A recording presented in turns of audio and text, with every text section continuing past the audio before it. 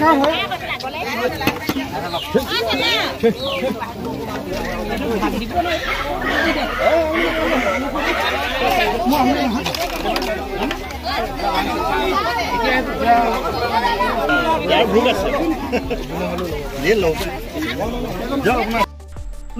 বিভীষিকাৰ মাজতে বানপীড়িতৰ কাষত জনপ্ৰতিনিধি বানে জুৰুলা কৰা ৰাইজক মন্ত্ৰী বিমল বৰাই নিজ হাতে প্ৰদান কৰিলে এমুঠি অন্ন আনকি বানাক্ৰান্ত ৰাইজৰ বাবে নিজে ৰান্ধিলে মন্ত্ৰী বিমল বৰাই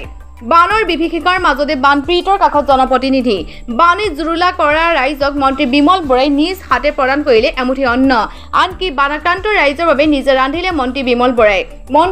বৰাই নিজ সমষ্টি টিংখাঙত বানপীড়িত ৰাইজলৈ অন্ন সেৱা শীৰ্ষক এক বিশেষ কাৰ্যসূচী গ্ৰহণ কৰিছে মন্ত্ৰীগৰাকীৰ আহ্বানত টিংখাং বিজেপি তথা যুৱ মৰ্চাৰ কাৰ্যকৰ্তাই কেইবাবিধো ব্যঞ্জনৰ সৈতে প্ৰতিগৰাকী বানাক্ৰান্তৰ বাবে এসাঁজ আহাৰৰ ব্যৱস্থা কৰে ইতিমধ্যে 10টা স্থানত আহাৰ যোগান ধৰা হৈছে মঙ্গলবাৰে টিংখাং সমষ্টি খুৱাং কললুৱা গাঁও পঞ্চায়তৰ অন্তৰ্গত খুৱাং বেতনী চাৰিআলিৰ সমীপত অস্থায়ী শিবিৰত খাদ্য ৰন্ধাৰ পিছত মন্ত্ৰীগৰাকীয়ে বাহনী পানীৰ মাজেৰে ট্ৰেক্টৰেৰে গৈ চেনিমাৰী অঞ্চলত মথাউৰিত আশ্ৰয় লৈ থকা বানাক্ৰান্তসকলক আহাৰ যোগান ধৰে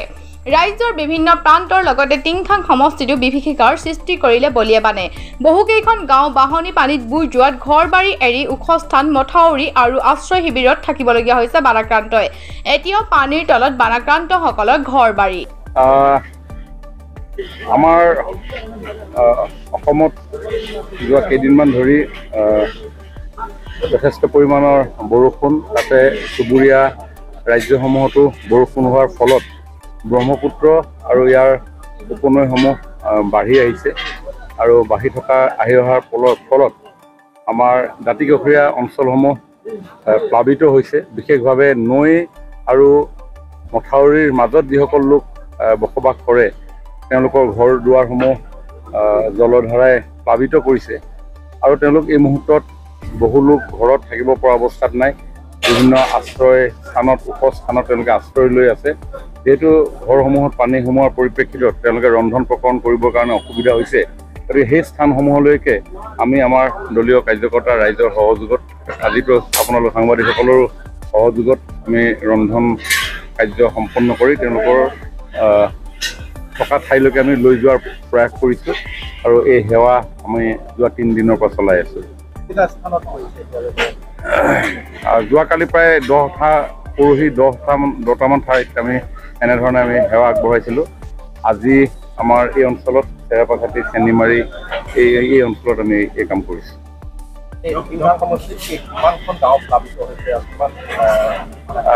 নদী আৰু মথাউৰি ভিতৰত যিসকল লোক বসবাস কৰে দিচাং ৰংচোৱাল কেঁচা নেপালী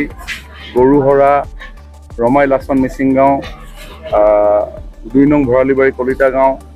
নদী কিনাৰ নিগম 3 নং চৰাইহেবি এইসমূহ গাঁও বুঢ়ীদিহিং আৰু নদীৰ মাজত তেওঁলোক থাকে তেওঁলোক বুঢ়ীদিহিংখন উপন্দি হোৱাৰ লগে লগে তেওঁলোকৰ ঘৰসমূহত পানী সোমাইছে আৰু ইফালেদি চেনিমাৰী আৰু চেৰাপাখাতি এই অঞ্চলত এটা কাৱৈমাৰী বুলি যিটো বান্ধ আছিলে এই বান্ধটো ছিঙি যোৱাৰ ফলত চেনিমাৰী এটা ৰিং বান্ধ আছিলে সেই ৰিং বান্ধটো এদি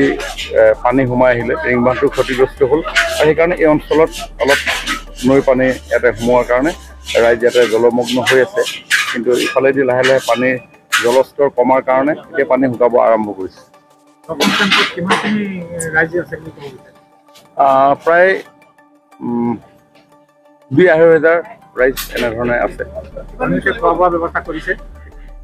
চৰকাৰৰ তৰফৰ পৰাতো যি এই সময়ত প্ৰয়োজনীয় খাদ্য সামগ্ৰী বিশেষভাৱে ৰিলিফ চাউল দাইল মিঠাতেল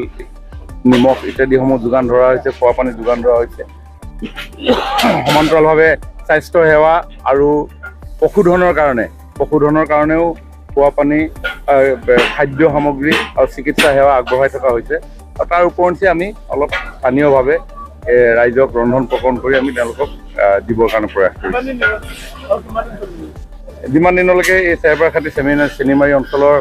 ৰাইজে ঘৰত ৰন্ধা বঢ়া কৰিব পৰাকৈ সুবিধা নহয় তেতিয়ালৈকে আমাৰ এই অন্ন সেৱা কাৰ্যসূচী চলি থাকিব